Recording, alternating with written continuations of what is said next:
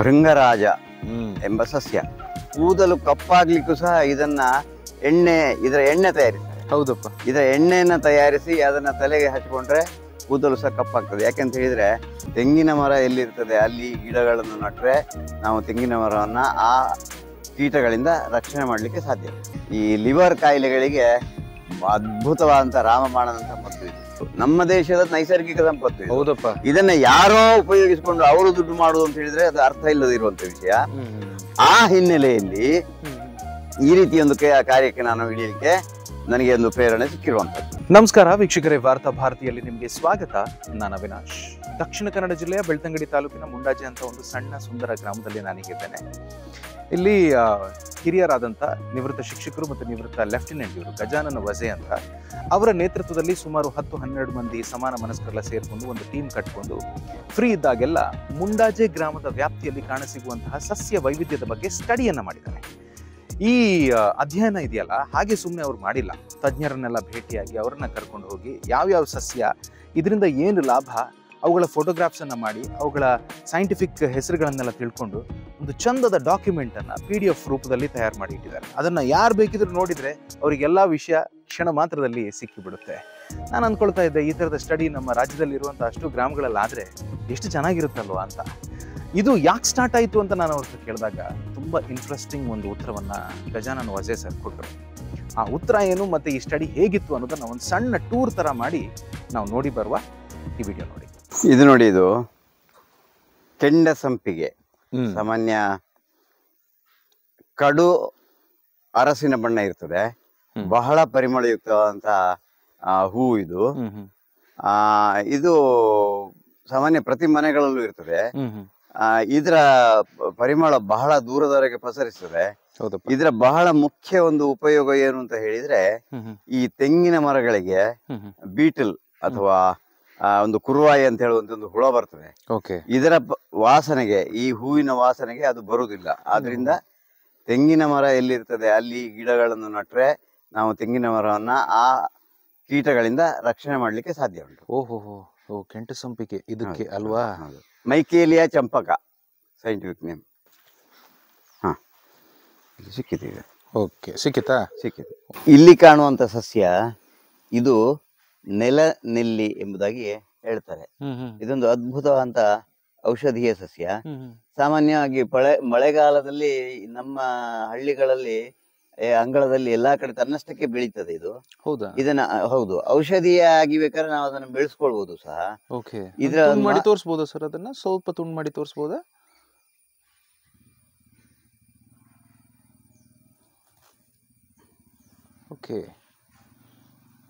ನೋಡಿ, ಇಲ್ಲಿ ನಿಮ್ಗೆ ಒಂದು ಚಿಕ್ಕ ಬೀಜಗಳ ರೀತಿ ಕಾಣ್ತದೆ. ಅದು ವಾಸ್ತವವಾಗಿ ನೆಲ್ಲಿಕಾಯಿ ಆಕಾರದಲ್ಲೇ ಇದೆ, ಚಿಕ್ಕದಾಗಿದೆ.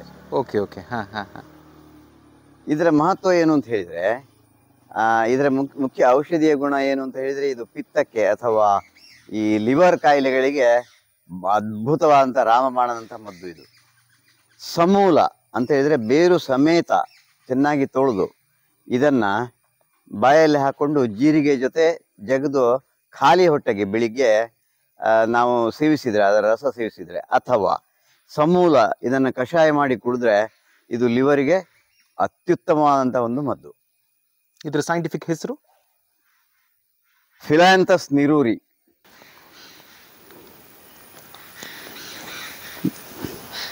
ನೋಡಿ, ಇಲ್ಲಿದೆ ಭೃಂಗರಾಜ.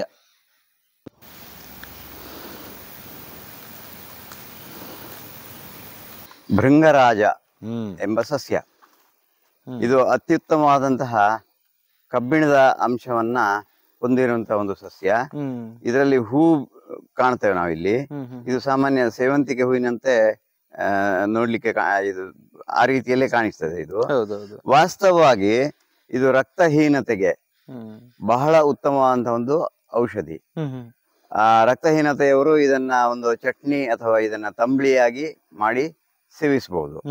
ಆಮೇಲೆ ಇನ್ನೊಂದೇನು ಅಂತ ಹೇಳಿದ್ರೆ, ಕೂದಲು ಕಪ್ಪಾಗ್ಲಿಕ್ಕೂ ಸಹ ಇದರ ಎಣ್ಣೆ ತಯಾರಿಸ್ತಾರೆ. ಹೌದಪ್ಪ. ಇದರ ಎಣ್ಣೆಯನ್ನ ತಯಾರಿಸಿ ಅದನ್ನ ತಲೆಗೆ ಹಚ್ಕೊಂಡ್ರೆ ಕೂದಲು ಸಹ ಕಪ್ಪಾಗ್ತದೆ. ಯಾಕೆಂತ ಹೇಳಿದ್ರೆ ಇದನ್ನ ನಾವು ಸ್ವಲ್ಪ ಒಂದು 4-5 ಕುಡಿ ಈ ತರ ಕಿತ್ತರೆ ನಮ್ಮ ಉಗುರು ಸಹ ಕಪ್ಪಾಗ್ತದೆ. ಕಾರಣ ಏನು ಅಂತ ಹೇಳಿದ್ರೆ ಇದರಲ್ಲಿ ಅಷ್ಟೊಂದು ಪ್ರಮಾಣದಲ್ಲಿ ಕಬ್ಬಿಣದ ಅಂಶ ಉಂಟು. ಅದಕ್ಕೋಸ್ಕರ ಹಾಗೆ ಅದರಿಂದಾಗಿ ಕೂದಲು ಸಹ ಕಪ್ಪಾಗುವಂಥದ್ದು. ಇದರ ವೈಜ್ಞಾನಿಕ ಹೆಸರು ಎಕ್ಲಿಪ್ಟಾ ಪ್ರೋಸ್ಟ್ರೇಟಾ, ಪಾರಿಜಾತ. ಇದು ರಾತ್ರಿಯಲ್ಲಿ ಅರಳುವಂತ ಹೂವು, ಬಹಳ ಮೃದು, ಹಗಲಿನಲ್ಲಿ ಇದು ಬಹಳ ಬೇಗ ಹಾಳಾಗಿ ಬಿಡ್ತದೆ. ಆದ್ರೆ ಅತ್ಯಂತ ಪರಿಮಳಯುಕ್ತವಾದಂತಹ ಹೂ ಇದು.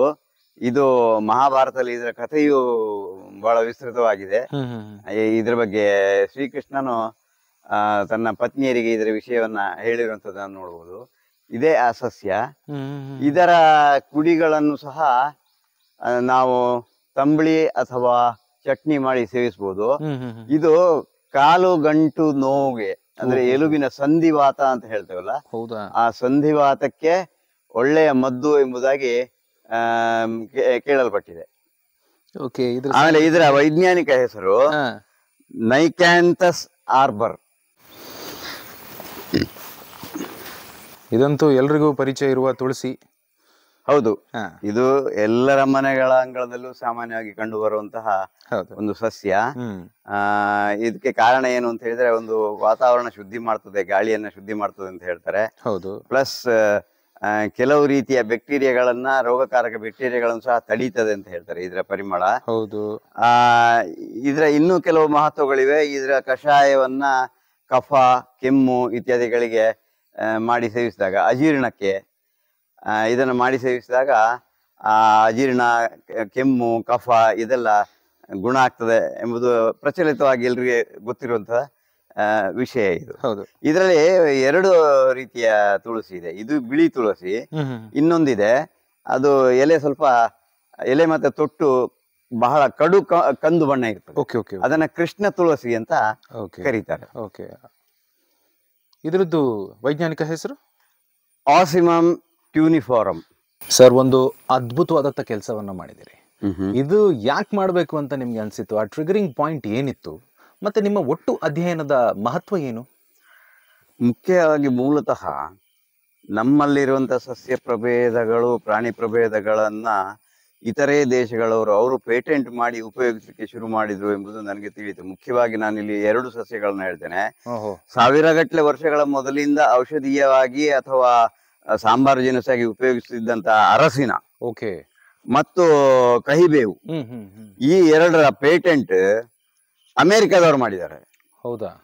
ಅದು ಯಾಕೆ ಅಮೆರಿಕದವರು ಮಾಡಿದ್ದಾರೆ ಅಂದ್ರೆ, ನಾವೀಗ ವಾಸ್ತವವಾಗಿ ಅದನ್ನ ಲಾರ್ಜ್ ಸ್ಕೇಲ್ ಅಲ್ಲಿ ಇಲ್ಲಿ ಅದರದ್ದು ಉಪ ಉತ್ಪನ್ನಗಳು ಮಾಡ್ಬೇಕಾದ್ರೆ ನಾವು ಅಮೆರಿಕದವರಿಗೆ ರಾಯಲ್ಟಿ ಕಟ್ಟಿ ಅವರಿಂದ ಪರ್ಮಿಷನ್ ತಗೊಂಡು ಇಲ್ಲಿ ಮಾಡ್ಬೇಕಾಗ್ತದೆ. ಇದು ಎಲ್ಲಿಯೋ ನನ್ಗೆ ಈ ಅಂಶ ಗೊತ್ತಾಗಿದ್ರಿಂದ ಈ ರೀತಿಯ ಒಂದು ಕೆಲಸಕ್ಕೆ ಕೈ ಹಾಕ್ಬೇಕಾಯ್ತು. ಇದು ಹೇಗೂ ಸೆಂಟ್ರಲ್ ಗವರ್ಮೆಂಟಿನ ಸ್ಕೀಮ್ ಅದು. ಅಂದ್ರೆ ಅವರು ಆದೇಶ ಇತ್ತು ಮಾಡಬೇಕು ಅಂತೇಳಿ. ಪ್ರತಿ ಗ್ರಾಮ ಪಂಚಾಯತ್ಗೂ ಅವರು ಕೊಟ್ಟಿದ್ದಾರೆ ಆರ್ಡರ್ಸ್ ಅನ್ನು. ಹಾಗೆ ನಮಗೆ ಅದು ವಸೆಯವರಿಗೆ ಗೊತ್ತಾಗಿ ಹಾಗೆ ನಮ್ಮನ್ನು ಕರೆದ್ರು, ಹೀಗೆ ಮಾಡುವ ಹೇಳಿದ್ರು. ಹಾಗೆ ನಾವು ಒಟ್ಟಿಗೆ ಸೇರಿ ಮಾಡಿದ್ದು. 11 ಜನರ ಒಂದು ತಂಡ ಮಾಡಿಕೊಂಡು ನಾವು ಇದರಲ್ಲಿ ಸೇರಿಕೊಂಡೆವು. ಯಾಕಂದ್ರೆ ನಮ್ಮ ಸುತ್ತಮುತ್ತಲು ಕೆಲವು ಸಸ್ಯಗಳು ಉಂಟು. ಯಾವ ಸಸ್ಯಗಳು ಅದರ ಉಪಯೋಗ ಏನು, ಅದರಲ್ಲಿ ಔಷಧೀಯ ಗುಣಗಳು ಉಂಟಾ ಇಲ್ಲ ಅಂದ್ರೆ ನಮಗೆ ಗೊತ್ತಿಲ್ಲ. ಕರೆಕ್ಟ್ ಅಪ್ಪ. ಅದನ್ನೆಲ್ಲ ತಿಳ್ಕೊಳ್ಳಿಕ್ಕಾಗಿ ನಾವು ಇದಕ್ಕೆ ಸೇರ್ಕೊಂಡಿದ್ದೇವೆ. ನದಿ ಬದಿಯಲ್ಲಿ ಸಿಗುವಂತದ್ದು, ತೋಟದಲ್ಲಿ ಸಿಗುವಂತದ್ದು, ಮತ್ತೆ ಗುಡ್ಡದಲ್ಲಿ ಸಿಗುವಂತದ್ದು, ಕೆರೆ ಬದಿಯಲ್ಲಿ, ತೋಡುಗಳ ಬದಿಗಳಲ್ಲಿ, ಗದ್ದೆಗಳ ಬದಿಗಳಲ್ಲಿ, ಮತ್ತೆ ನಮ್ಮ ಅಂಗಳದಲ್ಲಿ, ಫಾರೆಸ್ಟ್ ಏರಿಯಾದಲ್ಲಿ ಯಾವ ಸಸ್ಯಗಳೆಲ್ಲ ಉಂಟು ಅದನ್ನೆಲ್ಲ ನಾವು ದಾಖಲು ಮಾಡಿದ್ದೇವೆ. ಹಾಗೆ ಅದನ್ನು ಲಿಸ್ಟ್ ಔಟ್ ಮಾಡ್ತಾ ಮೀಟಿಂಗ್ ಆ ದಿವಸ ಆಯ್ತು.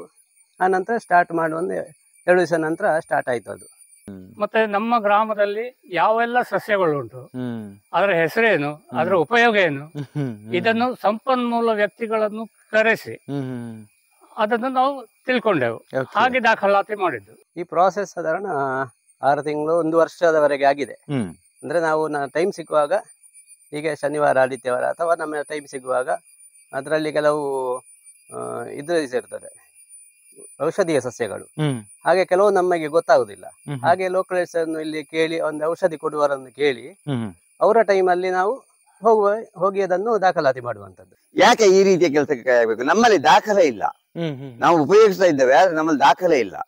ವೈಜ್ಞಾನಿಕವಾದಂತದ್ದು ದಾಖಲೆ ಕೊಟ್ರೆ ಇದು ನಮ್ಮದು ಅಂತ ಯಾವುದೇ ಕೋರ್ಟ್ ನಲ್ಲಿ ನಮ್ಗೆ ಜಯಿಸ್ಲಿಕ್ಕೆ ಬರ್ತದೆ. ಇದು ನಮ್ಮ ದೇಶದ ಸಂಪತ್ತು, ಇದು ನಮ್ಮ ದೇಶದ ನೈಸರ್ಗಿಕ ಸಂಪತ್ತು ಇದು. ಹೌದಪ್ಪ. ಇದನ್ನ ಯಾರೋ ಉಪಯೋಗಿಸಿಕೊಂಡು ಅವರು ದುಡ್ಡು ಮಾಡುದು ಅಂತ ಹೇಳಿದ್ರೆ ಅದು ಅರ್ಥ ಇಲ್ಲದಿರುವಂತ ವಿಷಯ. ಆ ಹಿನ್ನೆಲೆಯಲ್ಲಿ ಈ ರೀತಿ ಒಂದು ಕಾರ್ಯಕ್ಕೆ ನಾನು ಇಳಿಯಲಿಕ್ಕೆ ನನಗೆ ಒಂದು ಪ್ರೇರಣೆ ಸಿಕ್ಕಿರುವಂತದ್ದು. ನಾವು ಇಲ್ಲಿ ಏನ್ ಮಾಡಿದ್ದೇವೆ ಅಂತ ಹೇಳಿದ್ರೆ, ಮುಂಡಾಜೆ ಗ್ರಾಮ ವ್ಯಾಪ್ತಿಯಲ್ಲಿ ಕಂಡು ಬರುವಂತಹ ಸಸ್ಯಗಳನ್ನ ಮಾತ್ರ ಇಲ್ಲಿ ನಾವು ದಾಖಲಿಸಿಕೊಂಡಿರುವಂತ. ಹೌದು.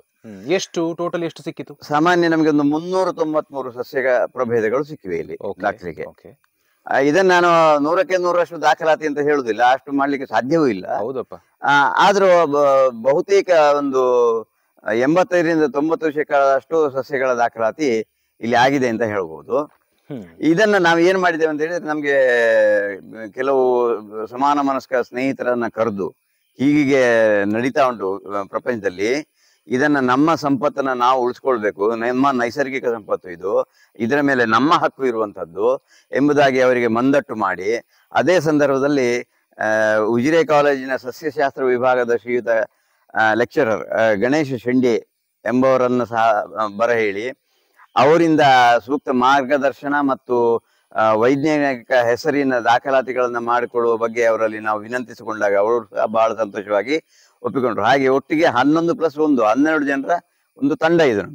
ಈ 12 ಜನರ ತಂಡ ಪ್ರತಿ ಆದಿತ್ಯವಾರ ವಾರದಲ್ಲಿ ಒಂದು ದಿನ ಬೇರೆ ಬೇರೆ ವಿಭಿನ್ನ ಭೂಪ್ರದೇಶಗಳಿಗೆ ಭೇಟಿ ಕೊಟ್ಟು ಅಲ್ಲಿ ಕಂಡು ಬಂದಂತಹ ಸಸ್ಯಗಳನ್ನ ಅವುಗಳ ಪ್ರತಿ ಸಸ್ಯದ ಫೋಟೋ ತೆಗೆದು ಆ ಫೋಟೋ ಸಮೇತ ಅವುಗಳ ಹೆಸರು, ಅವುಗಳ ತುಳು ಅಥವಾ ಕನ್ನಡ ಅಥವಾ ಮಲಯಾಳಂ ಯಾವುದೇ ಹೆಸರು ಇರ್ಬೋದು ಅದನ್ನ ದಾಖಲಾತಿ ಮಾಡಿಕೊಂಡು, ಪ್ಲಸ್ ಅದರ ಉಪಯೋಗ ಏನಾದರೂ ಇದ್ದರೆ, ಔಷಧಿ ಉಪಯೋಗ ಅಥವಾ ಇನ್ನಿತರ ತರಕಾರಿಯಾಗಿ ಉಪಯೋಗಿಸುವಂಥದ್ದು, ಈ ತರದ ಉಪಯೋಗಗಳೇನಾದರೂ ಅದನ್ನು ಸಹ ದಾಖಲಿಸಿಕೊಂಡು ಈ 393 ಸಸ್ಯಗಳದ್ದು ಸಹ ನಾವೊಂದು ವಿಸ್ತೃತವಾದಂತಹ ಪಟ್ಟಿಯನ್ನ ತಯಾರಿಸಿದ್ದೇವೆ.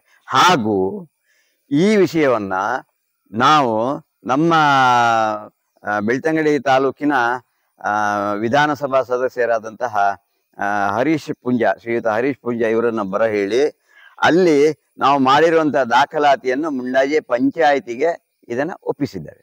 ನಮ್ಮ ಕಾರ್ಯಕ್ರಮಗಳನ್ನ ನೀವು ನೋಡ್ತಾ ಇದ್ರೆ ನಮ್ಮ ಚಾನೆಲ್ ಅನ್ನ ಸಬ್ಸ್ಕ್ರೈಬ್ ಮಾಡಿ, ಪಕ್ಕದ ಬೆಲ್ ಐಕಾನ್ ಒತ್ತಿ ನಮ್ಮನ್ನ ಬೆಂಬಲಿಸಿ. ಹಾಗೆ ನಮ್ಮ ಕಾರ್ಯಕ್ರಮಗಳನ್ನ ಲೈಕ್ ಮಾಡಿ, ಕಮೆಂಟ್ ಮಾಡಿ, ಅದನ್ನ ಬೇರೆಯವರಿಗೂ ವಾಟ್ಸ್ಆಪ್ ಮೂಲಕ ಶೇರ್ ಮಾಡಿ. ನೀವು ಹೀಗೆ ಮಾಡಿದಾಗ ನಮ್ಮ ಚಾನೆಲ್ ಇನ್ನಷ್ಟು ಮತ್ತಷ್ಟು ಜನರಿಗೆ ತಲುಪಲು ನೀವು ನಮ್ಮೊಂದಿಗೆ ಸಹಕರಿಸಿದ ಹಾಗಾಗುತ್ತೆ. ಇದು ನೀವು ಯಾವುದೇ ಖರ್ಚಿಲ್ಲದೆ ಕೆಲವೇ ಸೆಕೆಂಡುಗಳಲ್ಲಿ ನೀಡಬಹುದಾದ ಸಹಕಾರ. ಧನ್ಯವಾದಗಳು.